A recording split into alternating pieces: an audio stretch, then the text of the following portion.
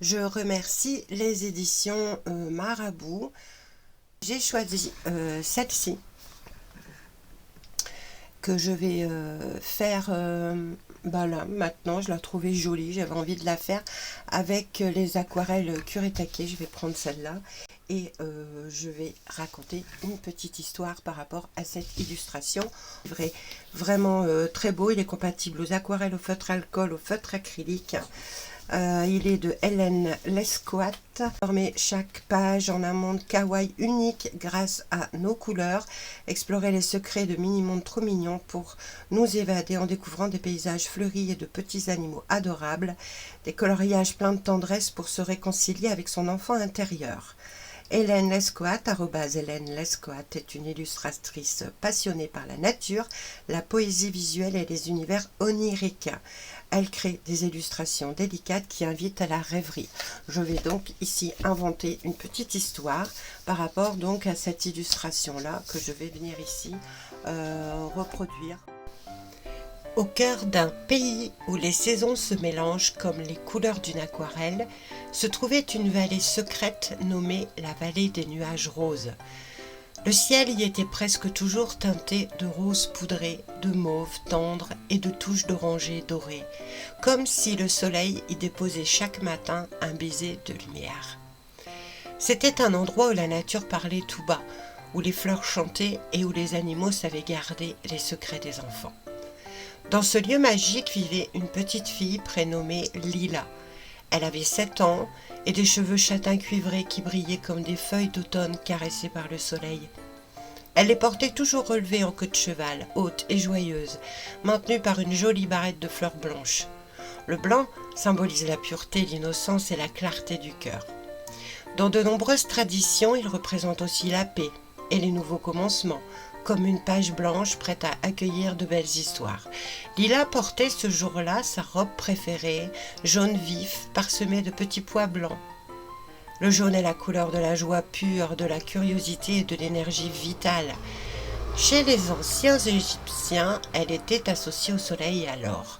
Chez les enfants du monde entier, elle incarne simplement le bonheur d'être vivant. Cette robe faisait de Lila un petit rayon de soleil ambulant. Ce matin-là, Lila avait décidé d'aller cueillir des pommes. Elle avait pris son petit panier en osier tressé et avait traversé la colline verdoyante. Le vert de l'herbe était profond et vivant, couleur de l'espoir, de la croissance, de l'harmonie et du renouveau printanier. Il rappelait que la vie pousse avec patience et douceur, même après les jours les plus sombres. Autour d'elle, la prairie était parsemée de fleurs délicates. Il y avait des fleurs blanches au cœur jaune, semblables à des pâquerettes ou à des anémones, qui symbolisent la simplicité et la beauté sans prétention. Des touches de rose et de violet plus bas, près du sol, évoquaient le rêve, l'imagination et la connexion spirituelle avec la nature. Des petites fleurs pourpres et des arbres sauvages complétaient ce tableau vivant, comme si la terre elle-même avait décidé de peindre un jardin enchanté. Tout en haut, un vieil arbre, aux feuilles vert, bleu, portait des pommes d'un rouge éclatant. La pomme, c'est l'un des fruits les plus symboliques au monde. C'est le fruit de la connaissance dans la tradition, symbole d'amour, de beauté. Et dans de nombreuses cultures, elle représente la santé, la longévité et la générosité de la nature. Chaque pomme que Lila cueillait était ronde, brillante, presque lumineuse, comme un petit cœur rouge offert par l'arbre. Petite pause, je laisse sécher l'aquarelle et puis je reviendrai travailler dessus. Là, quand je touche, c'est encore froid, donc c'est que c'est pas encore sec. Donc là, je vais laisser sécher. Je vous retrouve pour la suite de l'aquarelle sur ce livre-là, le Small World d'Hélène Lescoat de chez Marabout. Donc, avec les aquarelles Kuretake, ce que j'avais fait, c'est que j'avais noté toutes les couleurs que j'avais envie de prendre sur le fond, les arbres, les pommes, l'herbe, les fleurs, les nuages, etc. etc.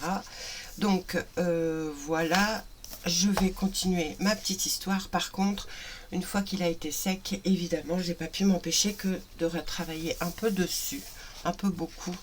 Donc voilà où on en est. Donc ça, c'est à l'aquarelle. Ici, on a de toute façon de l'aquarelle partout, comme vous avez pu le voir.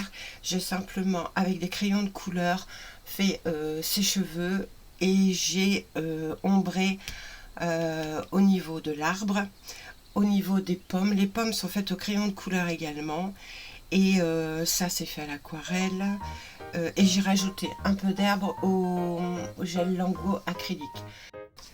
Alors qu'elle se penchait pour ramasser une pomme tombée dans l'herbe, Lila aperçut deux yeux noirs et brillants qui l'observaient avec curiosité. C'était Lapinou, un petit lapin tout blanc aux oreilles dressées et au pelage doux comme un nuage. Le lapin représente l'écoute, la prudence, la présence, tranquille.